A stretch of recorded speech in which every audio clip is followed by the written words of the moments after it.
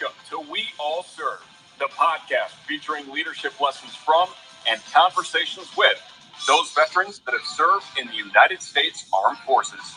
Meet your hosts, Robert Lewis, a proud enlisted veteran that served active duty in the United States Marine Corps. Hoorah! And Shalom Klein, who is privileged to be an officer in the United States Army Reserve. Hoorah! They both agree. We all serve.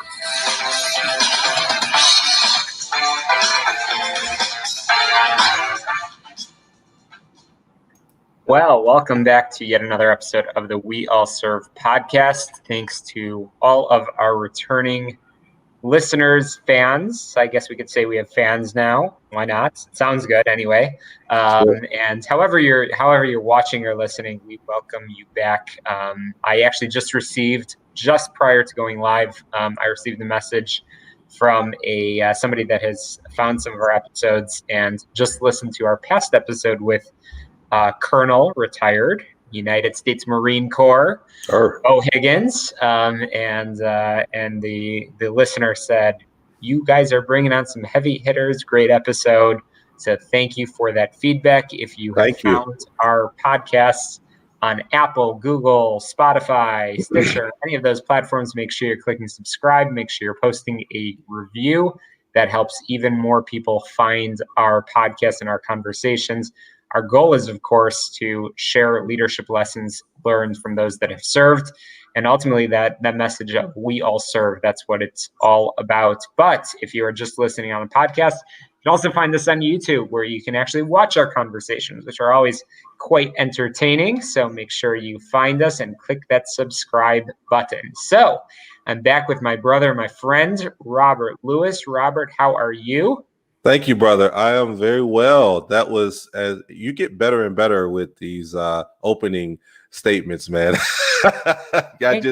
I listen to you and I marvel. I know that you've been in radio for quite some time and doing your thing with the Get Down to Business with Shalom Klein show. And I learned from you, man, that, just your expertise and everything that you bring, man, to the conversations that you have. I am doing well. I am I'm thankful that we made it to another month, October. September is for my family is full of birthdays, and also it's a month nationally and worldwide full of solemn and memories and a lot of things that have taken place in our history in September. Of course, 9/11 and things we talked about, but all is well, man. I'm glad to be back on another episode of the We All Serve podcast with my brother here.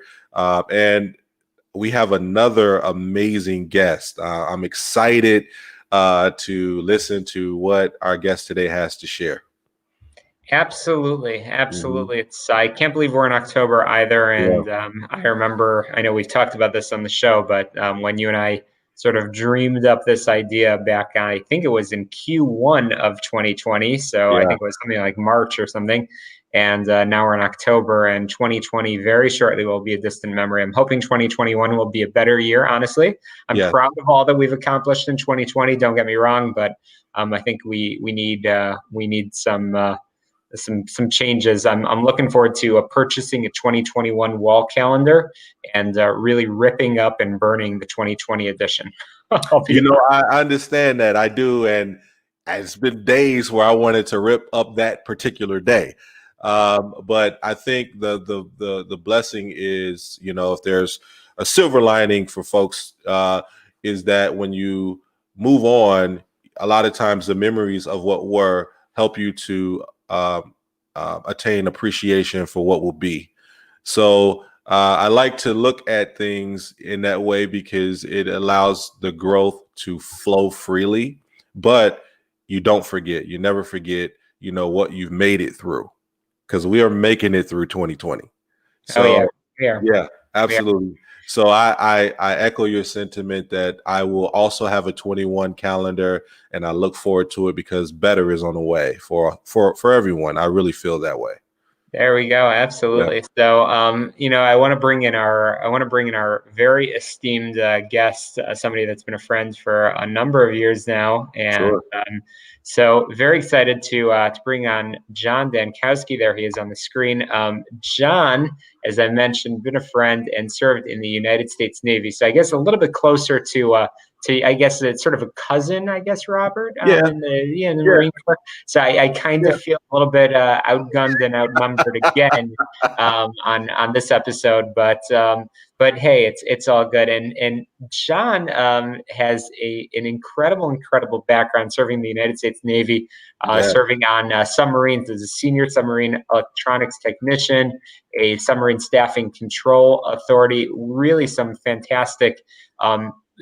Experiences serving as a hurricane assistance coordinator.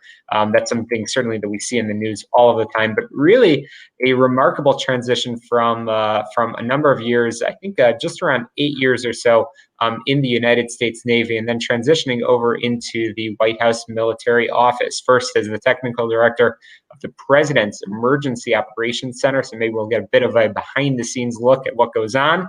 Nothing classified, of course. And then continuing on as the training and exercise coordinator at the Office of Presidential Contingency Programs, and then continuing on as the senior advisor for White House Management and Administration and the deputy director and special assistants to the president. Some amazing experiences, really both in uniform, and then, as we say, at least in the Army, we say the green suiters, and then moving on into probably wearing sort of more typical suits and ties every day. And it's such a pleasure and such a privilege to welcome my good friend John Dankowski onto the We All Serve podcast. John, thanks so much for joining us. Welcome, John. Thank you so much. Thank you, Shalom. It's great to be reconnecting this morning. And Robert, I've heard wonderful things about you, and it's nice to finally get to meet you today. No, that was the other Robert I was telling you about. Oh, okay. The Marine. He's really speaking about me. But no, I only scream my brother Robert Lewis's praises. But John, thank you so much for joining us. And John is out in Annapolis, Maryland. So certainly Navy. You did not leave the Navy. I'll just be clear. You have stuck to your roots. You like to hang out amongst your brothers and sisters, and make sure that you do not see an Army, a Marine, a Coastie, or a Space Force, as we now have flag. You just want to hang out in a comfortable zone. Isn't that right? Absolutely. Well, and I'm a boater as well, so I just can't stay away from the water. Although in the submarine days, we could go under the water. I try to keep my current boat above water at this point. So. Well, John, take us back, if you don't mind, to the days or weeks prior to you joining the United States Navy. That might be quite a few years ago. Not calling you old, I'm just saying that you are very experienced. Take us back and tell us a little bit about your family, and tell us about the decision that led to you enlisting in the United States Navy.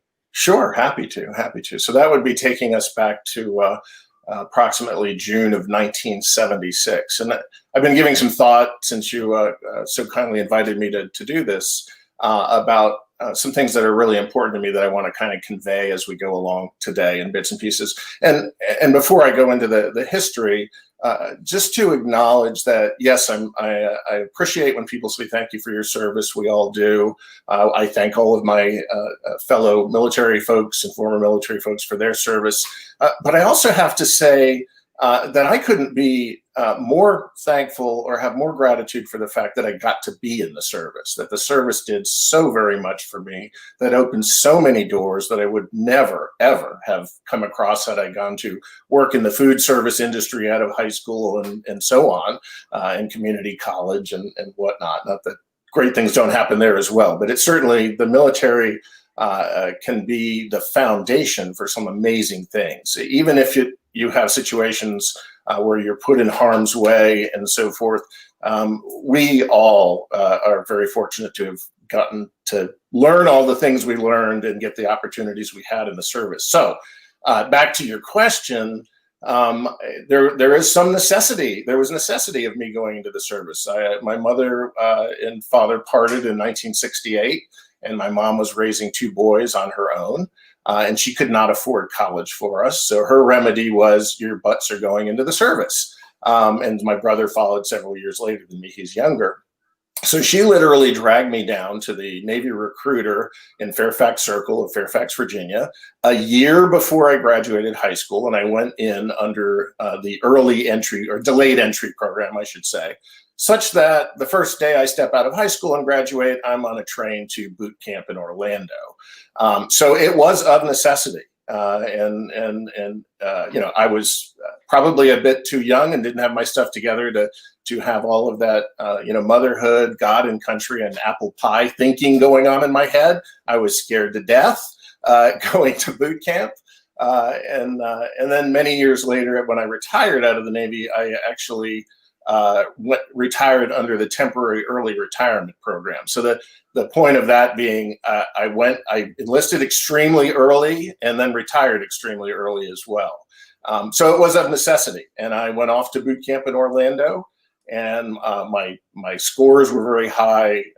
I did well academically, and they came around and said, "Do you want to be a submariner?" And they said that you get steak and lobster at sea on a submarine. I said, okay. So that was, there were other motivating factors, but so I said yes to submarine service and boot camp. So that's the start of the story. And let me shut up for a moment and see if you have questions about that or somewhere else you would like to go. Oh, wow. No, I was going to ask you, what helped you determine to go into the Navy, but steak and lobster will do it for anybody pretty much, right? I mean, for me, my mom's boot in my butt was to go in. The submarine service was the steak and lobster, I'd say. Yeah. Well, I always tell, my brother here that the dress blues kind of did it for me with the Marine Corps, and a trip to California. Absolutely. So, but, what I'm curious about is, after joining the Navy, and obviously your career took you, as you said, to places you never probably would have dreamed of going had you not joined the Navy, but you ended up, eventually in the White House, which is what we'll talk about soon. But how did your Navy career as a submariner, as you developed through the Navy, was there a particular person that you looked up to, maybe a superior officer, or was there someone there to kind of help you with developing your leadership skills? Because becoming a director in the White House, I mean, that's a once in a lifetime type of opportunity, but you have to have the chops. So for me, I'm interested in knowing, what was that experience like for you in the Navy with your brothers and sisters, as Shalom said? What was a development tool or person that helped you along the way? Goodness, it would be nice if I could single it to one, but there are so many people. And for each of my assignments along the way, there was probably an individual. There was certainly an individual in each of those posts along the way that I wanted to emulate, that I looked up to. Really too many to I think to name a specific person. I think from the early days in boot camp and submarine school, it tended always to be more another senior enlisted person, or a senior enlisted person when I was less junior. And then as we moved on through my career, there were some amazing officers that helped encourage me.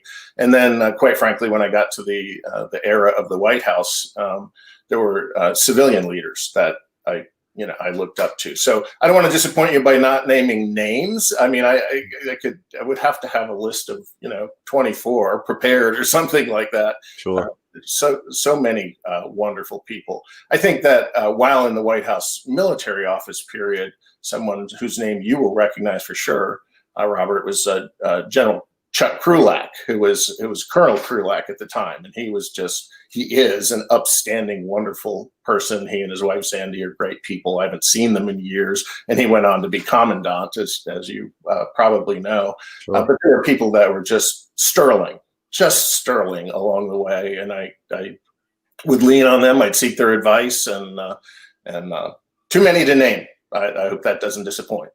No, it doesn't. It doesn't. I guess a more in-depth question would be, what do you think from the Navy you took to you to the White House that it never left you. You just kind of, okay, this is something I have to take for life.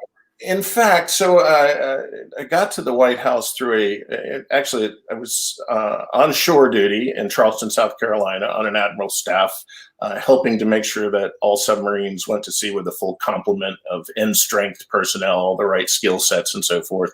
And when things would happen, like a drug bust or somebody get in a car accident, you had to immediately steal people and replace them and put them on the submarine. So just a little context for the job I was doing. When the phone rang one day from BUPERS, Bureau of Personnel, and they said, "Do you want to interview at the White House?" And I thought it was a joke. I laughed. What does a submarine sailor do at the White House? So that was a real call, and I went and interviewed in a joint service competitive approach. There was a Marine, there was a person from the Navy, Air Force, so on, Army, and was selected. And that's so. I went into the White House military office from the Navy when I was chosen for that. So I didn't leave the Navy for all intents and purposes. It's a different environment. It's a joint service environment. So my transition, what did I bring from the Navy was, I guess, the structure, the discipline, a record that was good enough for them to decide that I could come help stand up the President's Emergency Operations Center back then. It was classified for a long time, but post 9/11, everybody knew about it. It was in the news and everything. And so I brought the structure that the Navy had given me to that. I remained in the military at the White House until 94 when I retired. And then I went into a career civil service position and then eventually got tapped for a political appointment, which we can talk about more later. So does that answer your question? I think it's just, going to the White House, I didn't leave the military. I was very much, we administratively reported to the Pentagon, to Washington Headquarters Services. Operationally, I reported to the White House Military Office. And so I was still, I got to put on a coat and tie instead of the uniform, but I was still a uniformed person, very much so. Yeah, absolutely. It answered it and then some. So, no, and I knew that, from that question, you'd be able to expound and really give some insight on that. So that was great. And I can only imagine, when I listen to your story, it reminds me of a couple movies that you see people in the Navy, but they're working in Washington. And it's like, it's kind of, as the kid in me, is kind of exciting. But no, that was great, John. That was great. And John, if I can just go back for a second to the submarine days, just to give our viewers and listeners a bit of a flavor. I know that that's something you and I have talked about over the years. That's very much a big part of your life. I know you've talked about submarine life, and certainly that's steak and lobsters for sure. But if you could give anybody tuning in a bit of a glimpse of what that life is like on board a submarine, yes, and sort of away for months. I'm curious what your longest tour of duty on a submarine was, and what life is like, just sort of stuck with people. In the Army, we don't have that as much, where ultimately you're on an installation and you can get around. Navy life is certainly different in general. Submarine life, very different. Tell us a little bit of what that's like. Indeed. Well, I think the one word that would summarize it for all the years of submarine service is camaraderie. You have to be able to get along with 140 at the time guys. I'm very thankful that in this day and age it includes women as well, but in my era certainly did not. So you were essentially you go down below and they close the hatch. I was on a fleet ballistic missile submarine, the USS Stonewall Jackson, which is a missile boat as opposed to a fast attack boat, which is largely a torpedo hunter killer.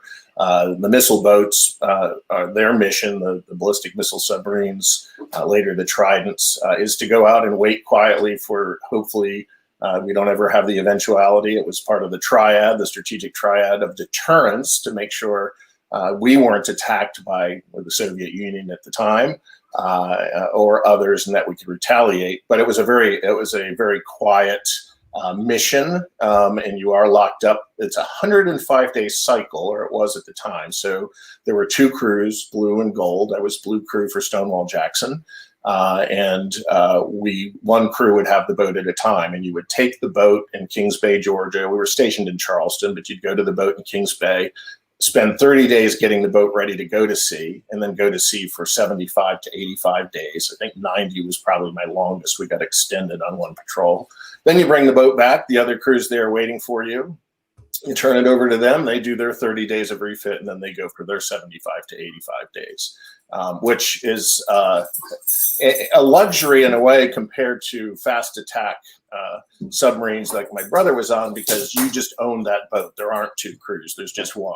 There are deployments, and I apologize, the dog is going to bark in the background. The fast attack submarines, you live on that boat. My brother did eat, live, and sleep. So very tight quarters. Some amazing experiences folks might not think about. You go to sea with all of those people. Everything is gray. Your visual acuity changes because you don't have to focus on anything with your eyes that's more than 10 or 15 feet away. And there is no sunshine. There is a great lack of color. Not to say these are bad things. You'll get my point in a minute. But when you pop back into port after being underwater, and you stick your head out of the hatch, one, your visual acuity has changed. You can't focus for any distance. You've also been moving around for months at just 2 or 3 or 6 knots, and literally just at walking speed. You have not gone above walking speed unless you try to run in the missile compartment or something, a la Hunt for Red October kind of thing. And so they don't let you drive a car when you get back. And in fact, you pop the hatch open, you come out, you're astounded by the color, you're astounded by the fresh air, although our air is actually scrubbed cleaner on a submarine than most air. And you get in a car as a passenger, and as soon as that car starts to accelerate, you really have a sense of freaking out because your body has not moved for more than walking speed for a very long time. So that's some of the physical, ramifications of being, stuck in a small space for a very long time. But like as I say, amazing camaraderie. We did things at sea to keep ourselves sane, and there's lots of stories there around games we would play to pass the time, and also very rigorous studying to become qualified in submarines and so forth. So. And I apologize for the background noise. Would you like for me to mute while I listen to your questions? Because he'll be taken care of in just a second. No, it's all a part of the experience. Okay, all right. Sunshine is just passing through now, so I think he'll get the dog under control pretty quickly. No worries. Great. No, so that's fascinating. I don't think I've heard someone describe their submarine experience, life experience, that in such detail, by the way, and how the physical ramifications translate into when you get back to land, how you can't drive for a period of time. That's fascinating. But so if you're in a submarine, you're that's what's your career. You were in a submarine, and now you go from close quarters like that, and the camaraderie with your brothers there at the time, no sisters on a submarine, but now in the White House, no more close quarters. Can you tell our listeners, for anyone who's like me, geeks out about going to the White House, and now you're working there, your first day, what was the first day like for you walking as a employee of the White House? What is that like? It's like being in shock after you crash your bicycle and hit your head. I think I really did walk around in a fog. I mean, they call it the 18 acres because it is 18 acres of land, which includes the Eisenhower, then the old executive office building, and the White House proper. And I love history, and so for me, there was a sense of tremendous awe of walking the halls and of the history associated with being there. And in fact, I told myself if I stayed around a while and it ever got to the point where I wasn't in complete awe as I walked on that property, then it was probably time to go. So it was a sense of awe. It was a sense of disbelief. It was a sense of when am I going to wake up and this can't really be happening? What is a kid who was born in New Jersey and stuffed into the Navy by his mother as an enlisted person suddenly having the honor of working for the presidency? And we can talk more about that later. But I always, I went in under Ronald Reagan, served under Bush 1, and then eventually Clinton, with sort of an escalating path of assignments along the way. But regardless, it was always about the presidency and the not only the honor, but just the decorum and all of the just awestruck. And I remained awestruck I got to do many things. So I found myself in the assignments that I had participating in things that I couldn't believe, like whether it was flying on Air Force One or flying on Marine One for certain exercises and so forth. I was always saying, how in the world did I land here? And I'm sure that my fellow military folks, joint service folks, most of them felt the same way. Amazing. Totally amazing experience. It's incredible. And to be clear, your time in the White House, this was under the Clinton administration. Is that correct? I began under Ronald Reagan. So I went in as an E6 under Ronald Reagan. I was the first executive briefing room operator. I was an electronics technician on submarines. So they wanted somebody with technical, electronics technical capability to come help support the development of the President's Emergency Operations Center. So I'm a plank holder, as they say. We stood that place up. It was not allowed to be talked about at the time. It is in this day and age, and a briefing room operator, and then that just evolved from there. In fact, obviously I stayed on for 12 years, still on active duty, and much to the chagrin and maybe even peeved the Navy a bit and the submarine services each time they tried to get me to come back and get on a submarine and go to sea. The White House military office basically said no, we're keeping him, and they did. So, So anyway, I don't know. I'm curious about the you mentioned electronics, and that was a big part of why you were brought in. During your time at the White House, as you said earlier, coming in as an E6 and coming in, as you said, operationally reporting into the White House military office, and then eventually a political appointment. But you're brought in to focus on, I guess you would call it, technology. Any sort of reflections on the advancement of the technology that occurred while you were there? And subsequently sort of watching, and I think you and I have had these conversations, both watching on the news and occasionally even talking to people that have served in the White House military office, just watching the advancement of that technology. Any reflections? Oh gosh. One, shrinking. Things we had two phones back then, which were phones for having classified conversations, and the individual box itself was the size of, half a refrigerator. And then, of course, in this day and age, you can do secure communications even on a cell phone. So there were, the equipment, the technology changed dramatically over the years. It used to be a very, very big deal just to be able to transmit an electronic message or an email securely, if you will. And then that's just become a matter of incredibly robust infrastructure. And I'm sure now, I've been gone from there for a very long time. I'm sure that the technology that they're using today probably exceeds even what we see, in the public day to day. So, just like technology in general, I'm sure it's escalated there tremendously. I remember certainly some early teleconferencing capabilities. You see what we're doing here today. Well, when it first started, and naturally some place like the White House is going to be on the leading edge of what you can actually buy and use. They wanted to be able to do video teleconferencing between locations, various locations. And of course it was 64 kilobit. And so, it was, one of these, so it wasn't particularly effective. Things were choppy and pixelated and terrible, and the sound was barely, you could barely understand what was being said. So certainly we're way beyond that in this day and age, although we still suffer from glitches and people being muted and all of that. So. Sure. Wow.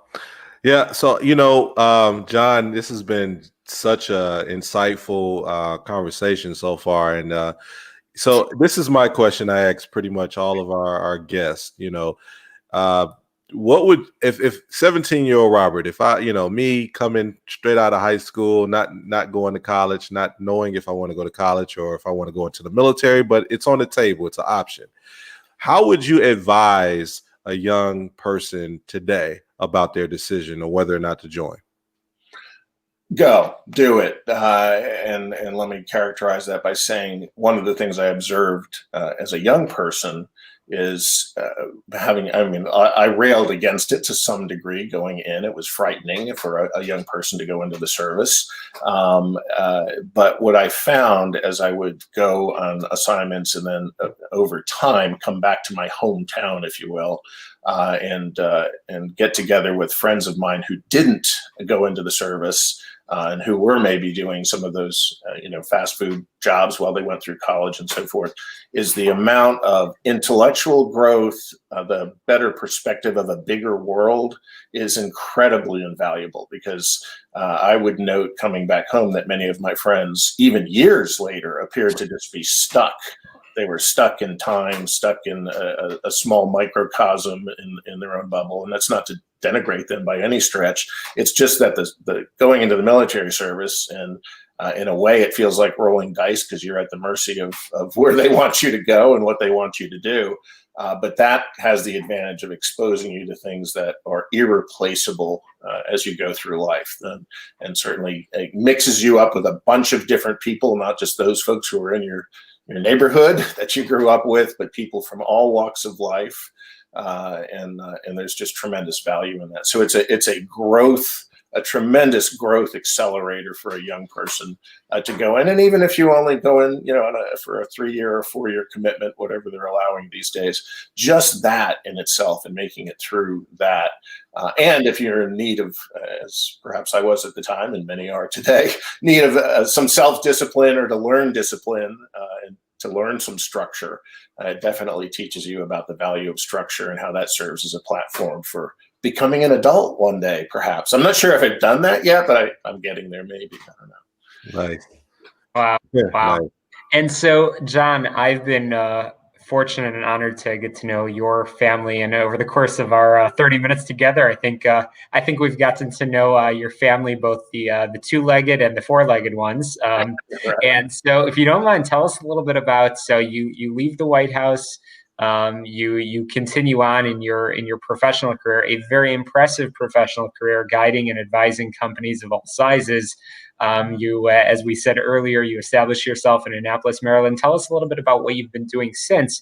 And to Robert's question earlier, how has all of those experiences, the Navy experience, the time in the White House, how has it sort of carried on, in particular in regards to service, and sort of those lessons learned? I know everybody would be interested in that. Goodness, yes. Wow. So it was, I think the thing that prepared me more than anything else was the number of transitions that I had, set an unusual foundation. And by that, I mean going from, being a high school student to being a military person, transitioning in, getting used to the military, going from being a military person, retiring at the White House, and transitioning to become a career civil servant for a while there. It was a very important transition and learning experience. And then again, going from being a civil servant to a political appointee.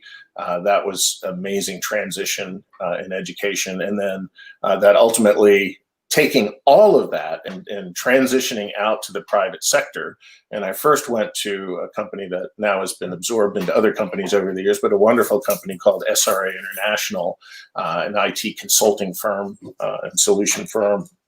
That I got to know because I was contracting officers representative on several contracts that they supported for me. So in other words, they were supporting my initiatives at the White House.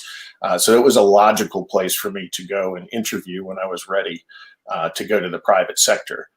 So I transitioned out into the private sector, had a wonderful nearly 10-year run at SRA, tried an 8A firm for a while to see what small business was like, called Customer Value Partners, and then went out on my own for a while.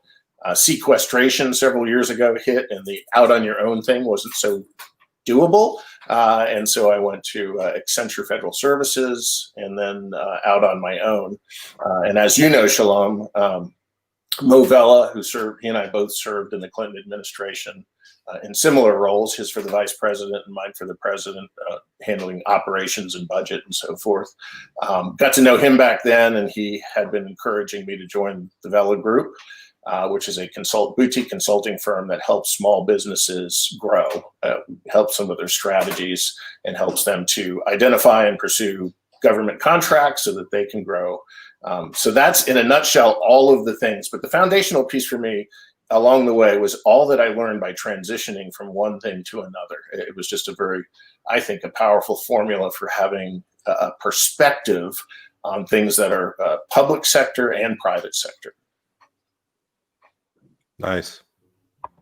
Yeah. So, John, this has been great. I think that your experience talks about, pretty much everything. You run a gamut on everything from making the right choices based upon where you are, learning from all the environments that you've been in, the different transitions, applying everything you've learned along the way to the next post, and just staying the course as you did in 3 administrations. And here's a question I like to ask you. So out of all of your experience in the White House, what is your most fond experience? Wow. Gosh, there are so many. I think when serving as special assistant to the president and director of White House operations, one really bad thing that stuck out in my mind, and then I'll contrast it with a really good thing. So, I had said no to that assignment when the Clintons first came into office. I was asked to come help the Arkansans sort of organize some operational things and administrative things, and I did that temporarily.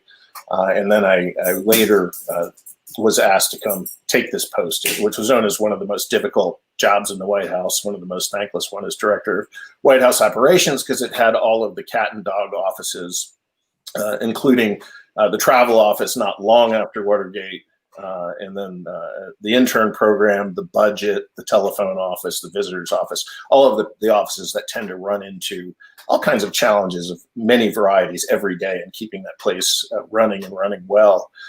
So anyway, the getting to the point, I had said no to that job, but because I was a career civil servant, I was all set. And I initially said no. They wouldn't take no for an answer. They sent the Arkansan youngsters after me and said, come on, you have to come do this. So I did. And one of the offices for which I was responsible was the intern program.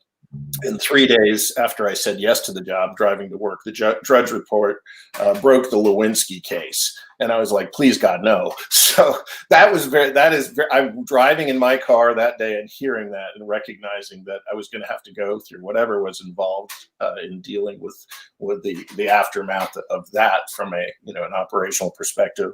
And then that eventually leading to President Clinton being impeached.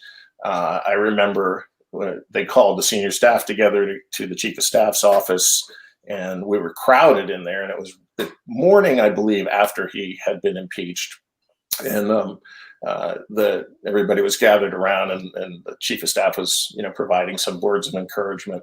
And the next thing I know, everybody turns towards me and starts clapping, and it had nothing to do with me, believe me. And I didn't know what was going on. And there I looked at who was leaning against my left shoulder, but it was President Clinton right on my shoulder. They were clapping for him for having, to power us all through. And he gave the most wonderful, stay the course, we're here for the nation. We're here for the American people. Don't be distracted by this. Mission first. Let's continue to stay the course and get good things done for the American people. So that was extremely memorable. And then there are so many others that I just wouldn't have time to. I mean, even back to the Reagan days, there's some unbelievable stories that occurred that I could perhaps share at another time.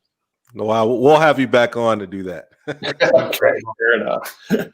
Totally incredible, John. Yeah. Amazing experiences and lots of lessons learned. And I know that your son is doing amazing things, getting involved in service. And as we always say on this program, it's not just about putting on a uniform that gives you the opportunity to serve. You mentioned this, I think, right in the beginning of the program. People say thank you for your service, and that's always nice. But ultimately, we all serve. Everybody can do something, and especially in this era of COVID, where we all know somebody that's struggling, physical health, mental health, employment. There's so much that can be done. Are there any particular organizations or initiatives that you've seen that you want to give a shout out to? Yeah, it's not, and I keep meaning to update my LinkedIn to show it because I've been doing this for about 4 years now. There is an organization called American Corporate Partners based in New York. And I got to know them through Martha Johnson, who was President Obama's former head of the GSA, and she's a very dear friend of mine. And she was president of that organization for a while.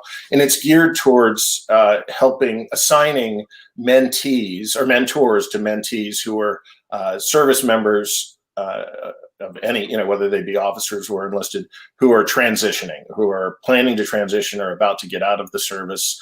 And so I have been fortunate to have 4, and I just do one at a time. I think I'm on my 4th person now, where I was paired up with someone coming out of the service, and you help them with everything from resumes to figuring out what energizes them to determine how to begin a career outside of the military. So I'm now at the other end of that transition spectrum in a way by participating in that program.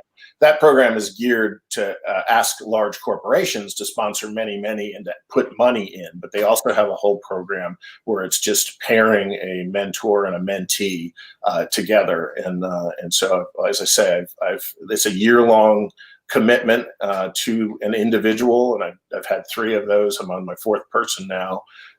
And it's been a wonderful experience. And they don't go away when the experience is done. I'm sure I will hear from and know about these folks and their journeys from now on, having spent that time with them. So yeah, it's called American Corporate Partners. I can zap you the link later if you like, but it's a wonderful organization geared towards helping folks coming out of the service, or even if they've been out of the service for 3 or 4 years and they're floundering or not achieving what they want to. Anybody who served is eligible to be in the program. That's awesome. Please do send it over, and we'll add it to the show notes to give people the opportunity. As you know, we've had some awesome people on the program and some pretty awesome people listening. So hopefully everybody can get involved in some way, shape, or form. So we'll make sure to note that. Bentley, sorry. You're good. You're good. This is our life now. This is our life. It's all good. And I guess he's telling us how he continues to serve, which is great. Indeed. So, this is great, John. And I guess my final question is for you, now that you've done everything that you can imagine to do with your career, and I know Shalom kind of alluded to, what you've done in your most recent endeavors.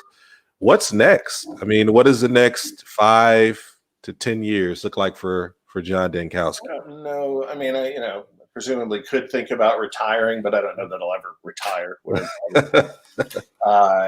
I think that it continues to be more about helping select companies and their leadership be successful and growing. So I'm very attuned to small businesses, particularly those in socioeconomic categories, service disabled veteran-owned businesses or hub zones or women-owned businesses, and helping them to be successful.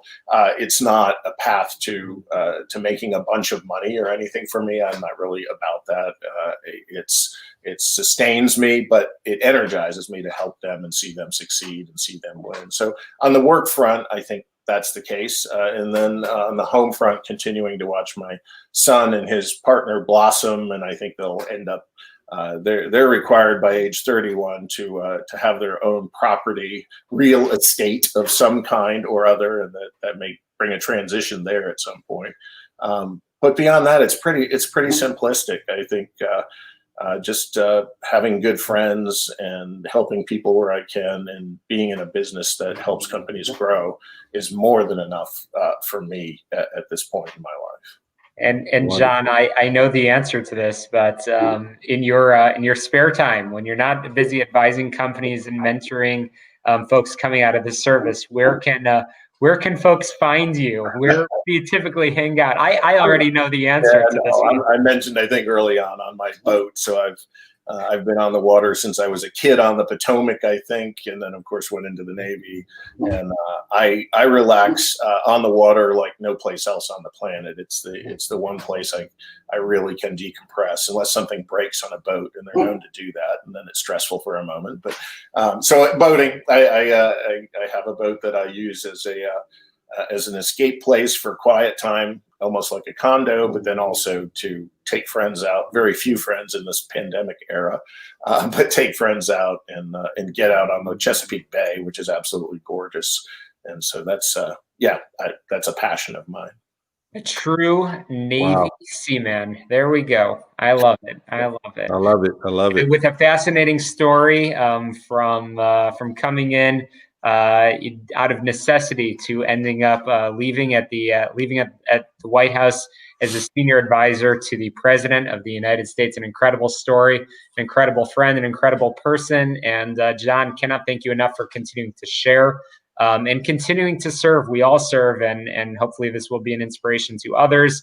If folks want to get a hold of you, I know you're pretty easy to find. What's the best way for people to reach you? I think email would be fine. And would you like me to state that email, or how do you? Sure, state it, and we'll add it to the show notes as well. It's my initials. It's JRD dot Godspeed, GODSPEED, at gmail.com. There we go. Well, appreciate it, John. Thank you so much. Anything that we've missed, or anything that you want to add for our listeners?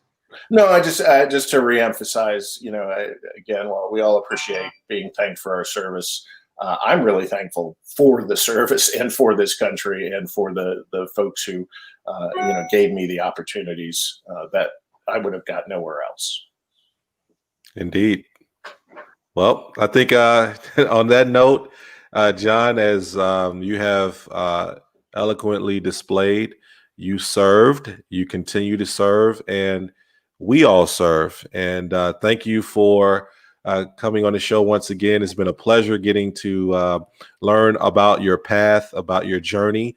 And as I said before, we look forward to bringing you back on, because we want to hear more juicy stories about the things you've been in. And hey, man, it's been a pleasure. And thanks again. And so to all our listeners or viewers, as my brother Shalom would say, if you're listening, you should be watching. And if you're watching, you should be listening. So we're available. Our podcast show is available on all major platforms. And if you're not watching, check us out on YouTube. We would love to have you join us for our conversation. So thank you all. Thank you again, John. My pleasure. Thank you, gentlemen. Indeed. And in parting, we all serve.